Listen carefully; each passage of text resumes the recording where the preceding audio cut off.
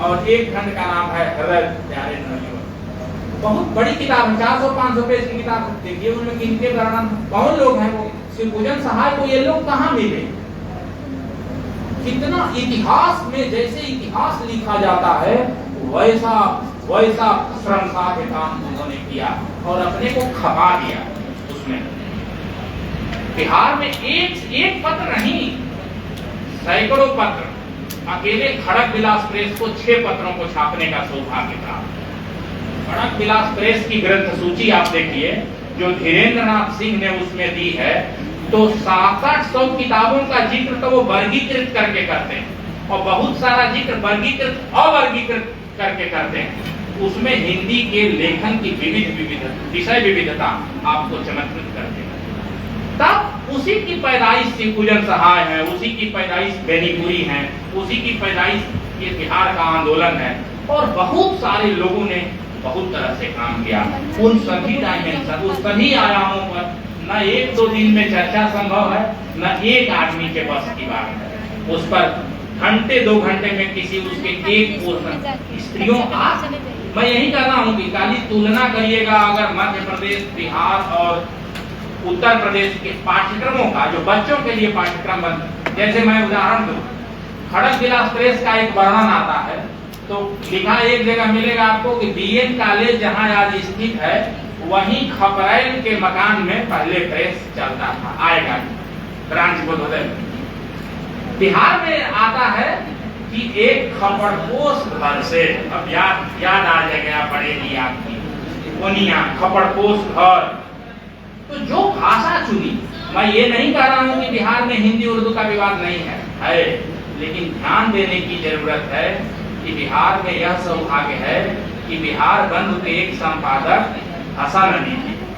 यह सौभाग्य यूपी में नहीं मिलेगा। उसी समय जो पत्रिका विरोध कर रही है उर्दू का, उसी का संपादक मुसलमान मिल जाए, यह संभव नहीं है, ये दुर्लभ संयोग। और हर समय वो एक ही तरह की पत्रिका विरोध नहीं कर रही है, इसलिए धारणा मत बनाइए कि बिहार बंधु हर समय विरोध ही कर रहा है।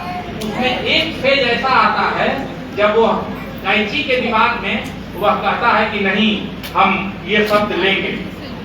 शिरोरेखा का विवाद आता है उसमें, फिर कैंची की बहुत सारे शब्दों का विवाद आता है, तत्सम का आता है, तत्व का आता है। उसी में एक दौर आता है आर्य समाजियों के साथ विवाद का। लेकिन आर्य समाजियों के साथ विवाद के संदर्भ में भी जब दयानंद बढ़ते हैं तो बिहार बंधु परिशिष्ट निकालता है उनके ऊपर। तो एक ही दौर में बहुत सारी चीजें हैं, इसलिए बिहार के हिंदी आंदोलन पर या बिहार में नवजागरण की चेतना को बहुत इतना जल्दी में, इतने कम समय में नहीं देखा जा सकता और इतना आरोपित भी नहीं किया जा सकता कि उसकी उपेक्षा हुई है। उसकी कहीं कोई उपेक्षा नहीं हुई है। अगर उपेक्षा हुई है तो उसके जिम्मेदार हम लोग, ये जिम्मेदारी हमें लेनी चाहिए कि उपेक्षा हुई है, हम इसके जिम्मेदार हैं और ये गुनाह को कबूल करते हुए आपसे माफी मांगता है। धन्यवाद। बिहार में हिंदी नवजागरण ऐसा विषय है और सभी विशेषज्ञ ही यहाँ पर आए हुए हैं, तो सबके पास बोलने के लिए बहुत वक्त है, लेकिन हम लोगों के पास समय का अभाव। तो मैं आयोजक मंडल की तरफ से मैं सभी वक्ताओं से पहले ही माफी मांग लेता हूँ। कभी फिर मौका मिलेगा तो विस्तार से हम लोग सुनेंगे। अब अगले वक्ता के रूप में मुजफ्फरपुर विश्वविद्यालय में आप प्रोफेसर हैं और हिंदी की वरिष्ठ कथा लेखिका, आलोचक और कवित्री हैं डॉक्टर पूनम सिंह जी, मैं आपको आमंत्रित करता हूं कि आएँ और इस विषय पर 15 मिनट का समय निर्धारित किया गया है, तो एक बार मैंने सोचा कि याद ध्यान दिया।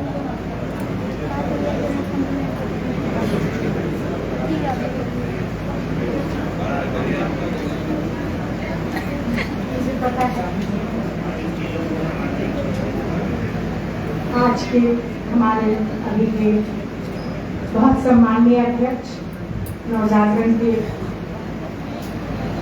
बहुत अच्छे विश्लेषक शंभुनाथ जी और मंच पर आसीन मणि जी, अरविंद जी, जितेंद्र पटेल जी, सुनीता जी, सामने बैठे अध्यक्ष प्रधान जी, जिन्होंने बहुत विस्तार से किसान आंदोलन को हमारे सामने रखा। मैं उस पर अब कुछ भी कहने की स्थिति में नहीं रहूंगी, क्योंकि आप लोग बहुत दूर तक उसे समझ गए हैं कि जमीन से जुड़कर नवजागरण का बीज कहाँ और किस तरह से क्रांति बीज के रूप में फूटा। तो मैं विमल जी को इस मंच से बहुत धन्यवाद देना चाहती हूँ। स्त्री दर्पण में आज मृत्युंजय जी के हिंदी विभाग में एक बड़ा शानदार और बहुत जरूरी विमर्श खड़ा किया है। बहुत बड़ी बात है। हिंदी नवजागरण पर 50 वर्षों से लगातार काम हो रहा है। ऐसा नहीं कि काम नहीं हो रहा, लेकिन हिंदी बिहार के हिंदी नवजागरण पर मुझे जहाँ तक लगता है यह पहला विमर्श है बिहार के हिंदी नवजागरण पर। और अभी पाठक जी ने सचमुच बहुत बड़ी जिम्मेदारी की बात की कि क्यों हमारा यह प्रदेश, इतना जागृत प्रदेश, पीछे विमर्श में खड़ा है। मैं कहना चाहती हूँ कि यह आरा की धरती जो शुरू से एक उद्दस्वित धरती रही है, जब 1857 का किसी जोशी एक लोकगीतों का संग्रह कर रहे थे, उस समय वीर कुंवर सिंह की जो छवि थी, जो एक नवजागरण के युग पुरुष के रूप में थी, वह लोक के भीतर थी। तो लोक कंठ से आजादी का पहला शंखनाद इस आरा की धरती पर ही फूटा था। वीर कुंवर सिंह हमरा न चाही राज बिना तोहरे अब न रंगेगो केसरिया। तो इस तरह का गीत जो इस धरती से फूटा था, फोन पकड़ी रहेगी सौरभ भैया का है, जहाँ सदन मिश्र थे, यह धरती जो बनारसी प्रसाद भोजपुरी जी की धरती है, मधुकर जी की, मधुकर सिंह जो इतने बड़े कथाकार थे, उनकी धरती है। और ऐसे ही पकड़ी रहना लाइव पूजन सहाय, जिस समय हम कह रहे हैं कि आज उनकी जिस स्मृति को लेकर यह विमर्श है, और उन्होंने उस स्मृति को लेकर यहाँ के नागरिक प्रचारणी सभा को किस रूप में खड़ा किया, अपना सब कुछ होम करते हुए। वे एक बहुत बड़े लेखक थे, बहुत अच्छे कहानीकार थे, बहुत अच्छे आलोचक थे, लेकिन उन्होंने अपनी खुद की लेखनी को स्थगित करके दूसरों की लेखनी को खड़ा किया। ये साधारण काम नहीं है। काशी में जब नागरिक प्रचारणी सभा की स्थापना हुई थी, तो यह जो हमारा क्षेत्र है आरा, यहाँ 12 अक्टूबर 1901 में, और उसका समय था लगभग 8 साल पहले का, 1893 का।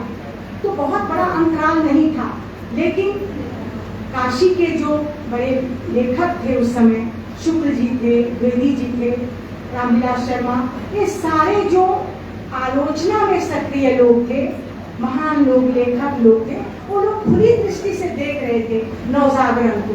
इसलिए नवजागरण को लेकर जब अवधारणा की बात रामविलास शर्मा ने उसको विस्तार दिया, तो उनके सामने भारतेंदु युग, द्विवेदी युग, प्रसाद और प्रेमचंद युग, यह मुख्य रूप से यही युग था। इसलिए यूपी मतलब उत्तर प्रदेश का वह नवजागरण हमारे सामने एक बड़ा कद लेकर है।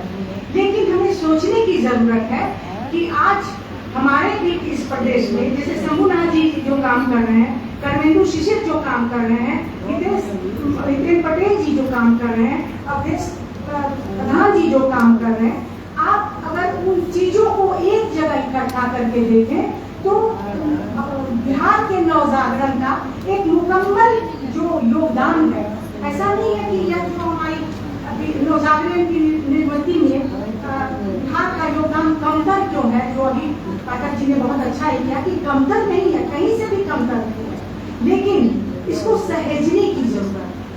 सहेजने पर ही चीजें दिखाई देती हैं, और जब चीजें नहीं सहेजी जाती हैं तो बिखरी हुई रहती हैं। बिहार, हमें सोचने की जरूरत है कि यह बुद्ध और महावीर की धरती है, जहाँ मतलब चिंतन, मनन और दर्शन और एक वैचारिक क्रांति की भूमि है बिहार।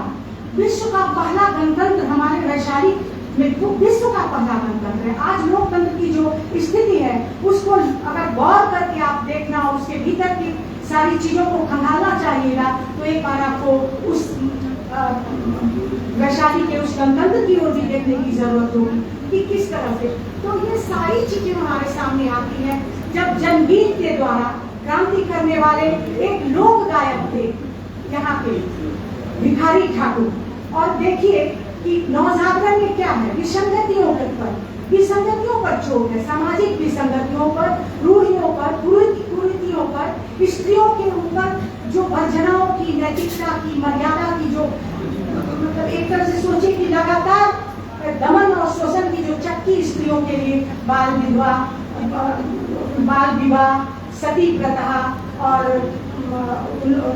फिर से विधवा विवाह की बात, ये सारे पक्ष जो हैं वो स्त्रियों के जीवन से जुड़े हुए पक्ष थे जो नवजागरण काल में उठे थे। और जिस समय यहाँ विद्यापति हमारे विद्यापति जो मिथिला के हैं वो उनके लोक गीतों में आप देखिए कि स्त्री के साथ उसका पति जो है बालक के रूप में है और उसके लिए वो अपने पिता से कही कि एक कामधेनु गाय चाहिए ताकि उसको अपने बालक पति को पोषना है। कितनी बड़ी विसंगति है। आप देखिए नवजागरण का स्वर किस काल में और कहां से, हमारे विद्यापति जयदेव के टक्कर के यह आदि कवि हैं और आदि कवि के रूप में हम वाल्मीकि को याद करते हैं तो प्रथम श्लोक भी इसी धरती पर फूटा था क्रौंचवर्धन से। तो बिहार की धरती कब नहीं नवजागरण के बीच से उद्वेलित थी, किस काल में नहीं थी। आप इस चीज को हमेशा देखिए कि हम वैदिक काल से लेकर 21वीं सदी तक अगर हम बिहार के नवजागरण पर को देखना चाहेंगे आज के संदर्भ में तो हमको वैदिक काल से उसकी खोज करनी पड़ेगी। इसमें यह जरूर है कि स्त्री पक्षों को हमें स्त्री प्रश्नों को हमेशा नजरअंदाज किया गया। यह एक बहुत बड़ी खामी है। अभी भी मैं आई थी, हम लोग 2 स्त्रियां आई हैं आपके बीच और हमें हमेशा दूसरी पंक्ति में बैठाई जाती है। क्यों भाई, हम भी आप ही लोग की तरफ पढ़ लिख कर यहाँ तक पहुंचे हैं।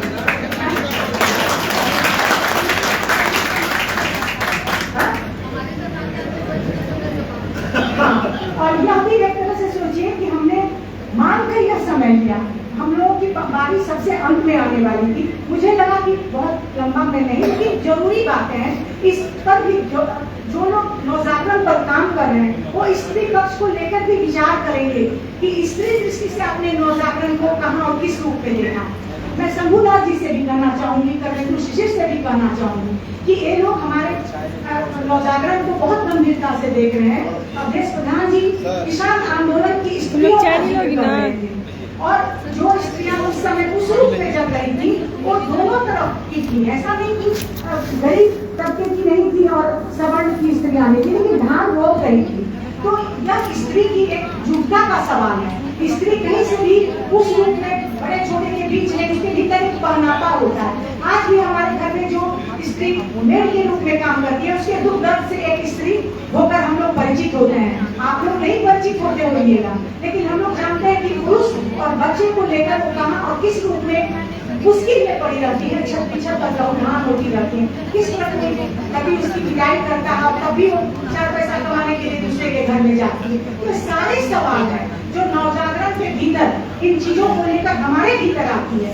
हमको ये सोच एक बात मैं जरूर करना चाहूंगी इस मन से, थोड़ा सा मैं देखती हूँ कि स्वतंत्रता आंदोलन में और किसान आंदोलन में बिहार की यह धरती सबसे पहले खोली थी। अगली बीच सबसे पहले इसी धरती पर आप वीर कुंवर सिंह के उस लोकगीत से शुरू करते हैं, तब भी 1857 में जाते हैं। और आप लोगों में से शायद हम लोग जानते होंगे, मैं मुजफ्फरपुर से आई हूँ, पद आंदोलन अयोध्या प्रसाद खत्री, हिंदी का पद आंदोलन, हिंदी खड़ी बोली का पद आंदोलन हमारे शहर से ही शुरू हुआ था और उसके जो अगुआ थे वो अयोध्या प्रसाद खत्री थे। अयोध्या प्रसाद खत्री का किया हुआ वो सारा काम आचार्य श्री पूजन सहाय ने स्मारक ग्रंथ में जरूर उनके सारे संस्करणों को लिया है, लेकिन उस व्यक्ति ने किस तरह की लड़ाई लड़ी थी उस खड़ी बोली कविता की भाषा खड़ी बोली करने के लिए, उसको बहुत कम लोग जानते हैं। इसलिए कि उन लोगों पर कोई कभी कुछ विमर्श नहीं हुआ, उस तरह की कोई बात नहीं रखी गई। आप लोगों में से यह भी बहुत कम लोग जानते होंगे कि 1857 की पहली फांसी मुजफ्फरपुर में पड़ी थी। पहली फांसी थी वह स्वतंत्रता आंदोलन की, जो वारिस अली दरोगा थे वहाँ के, और मुगल सम्राट जो बहादुर शाह जफर के बहुत करीबी पड़ते थे, इसलिए कुछ ऐसी बातें अंग्रेज जो सरकार की उनको मालूम चल गई थी, और वारिस अली को सबसे पहले फांसी दी गई थी। 1857 की वह पहली फांसी हमारी धरती पर मुजफ्फरपुर में हुई। उसके बाद बैकुंठ शुक्ल और खुदीराम बोस, ये 3 लोग मुजफ्फरपुर की धरती पर फांसी चढ़ाए गए। तो ऐसी जागृत भूमि है वो। महावीर पर जब हम बुद्ध पर बात करेंगे, महावीर पर बात करेंगे, तो इस पर बात नहीं करेंगे। दर्शन, मनन, चिंतन सब हमारे विषय होंगे, और वह नवजागरण के विषय हैं। वहाँ से हमारी चेतना कहीं न कहीं से अग्नि बीज लेकर ऊर्जास्वित होती है, तो हम वह भी देखेंगे। आम्रपाली पर बात देखिए कि ज्ञान विज्ञान सब, कला साहित्य संस्कृति सबकी धरती बिहार रही है। ध्रुपद गायक बेतिया घराने से है, और उसका उतना विस्तार हुआ। और आप देखिए कि आम्रपाली जैसी नर्तकी जो जिसका आज तक कोई विकल्प तैयार नहीं हुआ, वो हमारी इसी मगध की धरती पर थी। तो ये सब हम कैसे नजरअंदाज कर सकते हैं? ये हमारी सांस्कृतिक बहुत बड़ी संपदा है, लेकिन इस संपदा को हम लोगों ने एक जगह नहीं किया है। यह सबसे बड़ी बात है। जिस समय मुझे याद है, जब मैं अयोध्या प्रसाद खत्री पर मुजफ्फरपुर शहर काम करता रहता है, तो कुछ साल में एक बार उसका सम्मान भी होता है, दिया जाता है उसकी तरफ से। तो अयोध्या प्रसाद खत्री पर एक लेख लिखती हुई मुझे लगा कि वह व्यक्ति कितना मेरे जुनूनी था।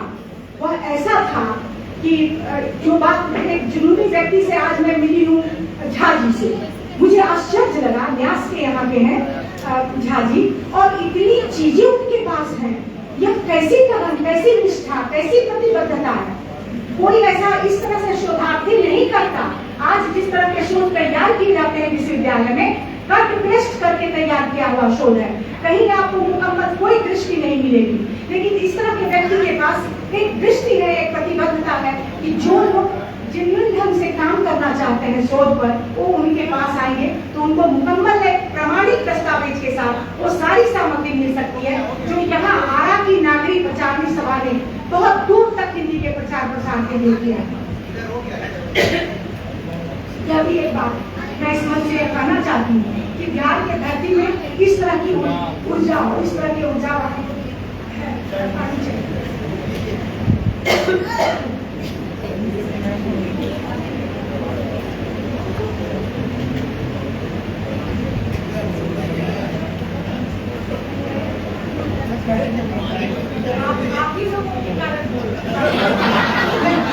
नहीं तो आप लोग कहिएगा कि अब गला बैठ गया, बैठ जाए।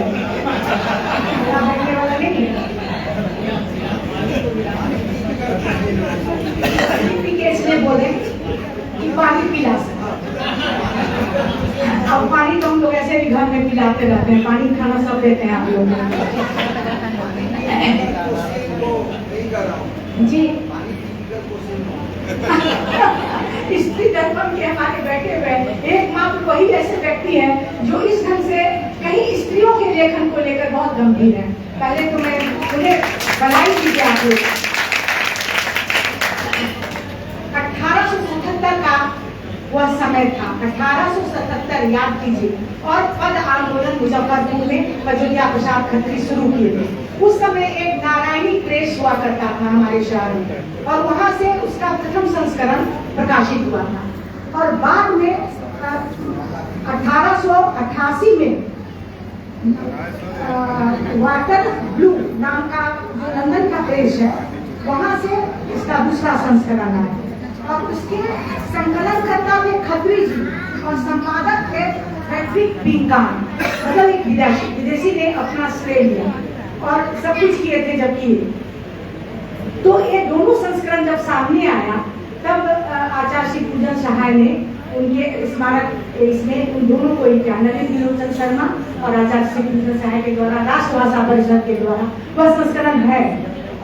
आगे बढ़िए तो उस समय उनके लिए विरोध किस तरह से हुआ था हिंदी खड़ी बोली पर, क्योंकि भारतेंदु युग था, गद्य की सारी विधाएं लिखी जा रही थी खड़ी बोली में, लेकिन कविता की भाषा ब्रज भाषा है और उसके प्रति बहुत ज्यादा मोह था। इसलिए पंडित राधाचरण गोस्वामी और उनके सबसे बड़े प्रबल विरोधी थे, जो कह रहे थे कि दूध की मक्खी की तरह अयोध्या प्रसाद खत्री ब्रज भाषा को हिंदी कविता से निकाल देना चाहते हैं, इसलिए ऐसा काम कर रहे हैं। उनको कविता की कोई मतलब कविता के तत्व की कोई जानकारी नहीं है, वो हिंदी खड़ी बोली को ही हिंदी समझते हैं, इस तरह का वो और को कब तक जाएगी बजले कब जाएगी आप बहुत पेट दर्द करने वाला साड़ी की वजह से साड़ी बहुत टाइट हो गई खड़ी बोली में नहीं कर सकते भविष्यवाणी देखो मुझे नहीं आप नहीं कर सकते, लेकिन उस समय श्रीधर पाठक उनके एकमात्र समर्थक थे और उन्होंने हिंदुस्तान में लगातार 1 वर्षों तक वो खंडन हमारी धरती का पहला विवाद था। इसको आप गौर कीजिएगा कि हिंदी खड़ी बोली को लेकर वह साहित्यिक विवाद जो गहराया हिंदुस्तान में उसको उसका जो हुआ 15 किलो का 15 शेर का फुलंदा लेकर अयोध्या प्रसाद खत्री बिहार और उत्तर प्रदेश लौटते रहते थे और लोगों को कहते रहते थे कि भाई कौन लोग कहते हो कि हिंदी में नहीं खड़ी बोली में कविता हो सकती, जो लोग मेरे पक्ष में हो कम से कम मेरे साथ चले, और लोग चलने लगे। और अंत में जिस समय आचार्य रामचंद्र शुक्ल हिंदी साहित्य का इतिहास लिख रहे हैं, उस समय एक छोटा सा उदाहरण उन्होंने अयोध्या प्रसाद खत्री के इस आंदोलन को लेकर उसमें शामिल किया है कि एक मुजफ्फरपुर के बाबू हैं अयोध्या प्रसाद खत्री, व्यंग्यात्मक भाषा ही है, जिनको इसका ज्ञान नहीं है कि हिंदी क्या है, वो खड़ी बोली को ही हिंदी समझते हैं, लेकिन उनके पीछे एक आंदोलन खड़ा हो चुका है और इस तरह और उसके बाद फिर सरस्वती पत्रिका में महावीर प्रसाद द्विवेदी ने उस आंदोलन को संपादकीय में अपने संपादकीय में उठाया और उसके बाद अयोध्या प्रसाद खत्री के सारे किए हुए काम को इसी पूजन सहाय जी ने इस तरह से हमारे सामने रखा। तो यह सब हमारे जी मैं बस एक पक्ष जरूर बोलना चाहूंगी स्त्री पक्ष को लेकर, मुझे थोड़ा सा आरक्षित कोटा को थोड़ा समय देना चाहिए। मेरी हमारी बच्चियां यहाँ बैठी हुई है, कम से कम वो तो मेरे पक्ष में करनी होगी। नवजागरण के स्त्री पक्ष को लेकर मैं जब भी स्त्री नवजागरण के समारोह से जूझती हूँ तो मुझे सबसे पहले स्त्री का मतलब अस्मिता का प्रश्न आता है कि सभी वेद की ऋचाओं से जो मिश्रित है वह 21वीं सदी तक नवजागरण का ही बीज है हमारी मूर्तियों में। आप मैत्रेय और गार्गी को याद कीजिए, तमसो मां कहकर अंधकार से प्रकाश की ओर गमन करने वाली एक स्त्री ही थी और उस स्त्री ने ही कहा था कि मुझे प्रकाश की ओर जाना, वह किसी पुरुष के मुंह का सूत्रवाक नहीं था। आप वेद से उस अग्नि बीज को लीजिए और 21वीं सदी तक आई और उसके बाद चूंकि इतिहास निर्माता आप लोग होते हैं इसलिए स्त्रियों का लेखन स्त्रियों का किया सब दरकिनार किया जाता है। यह एकदम सच है और आपको मानना चाहिए इस बात को कि आप लोग हमें लगातार उपेक्षित करते हैं, इसलिए हम प्रकाश में नहीं आता चल रहे हैं। और उसके बाद नवजागरण का प्रश्न जब सती प्रथा से बात विवाह से और अन्य चीजों से जुड़ता है तो आपको सोचना होगा कि स्त्री मुक्ति का प्रश्न में आहा मैं मुक्त हुई यह किसके द्वारा कहा गया था?